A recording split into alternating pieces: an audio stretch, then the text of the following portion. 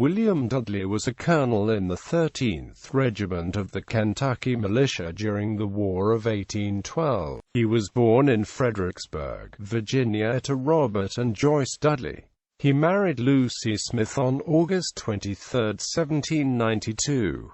Life in Kentucky. As a young man, William went to seek his fortune west of the Appalachian Mountains.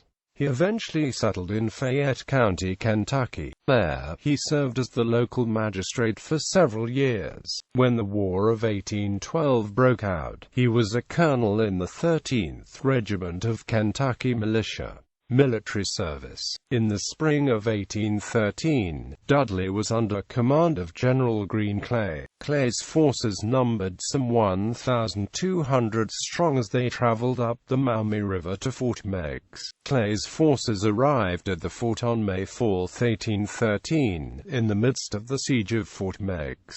General William Henry Harrison sent a courier to General Clay ordering him to take an offensive against the British battery on the other side of the Maumee to drive them away and spike the cannons. General Clay left this task up to Colonel Dudley and a force of 800 men. On the morning of May 5, Dudley made his assault on the British and succeeded in driving them off. After this, however, Clay's plan fell apart. The soldier with the tools to spike the cannons had accidentally landed on the opposite side of the river. In desperation, Dudley's men tried, and somewhat succeeded, to spike the guns with the bayonets and ramrods. In addition, the Indians became quite a problem when they began to fire at the Kentuckians from some distance inside the woods. In a fit of revenge for the fellow statesman from the River Raisin massacre, the Kentucky militiamen charged after the natives against their officers' orders. The Indians soon drew the militia further and further into the woods, and they were eventually surrounded by the Indians and the British Army. After being taken prisoner and led downriver to the ruins of Fort Miami, the Indians proceeded to fire randomly into the parade of prisoners, killing several. This soon grew into natives tomahawking the men and stripping them of the valuables.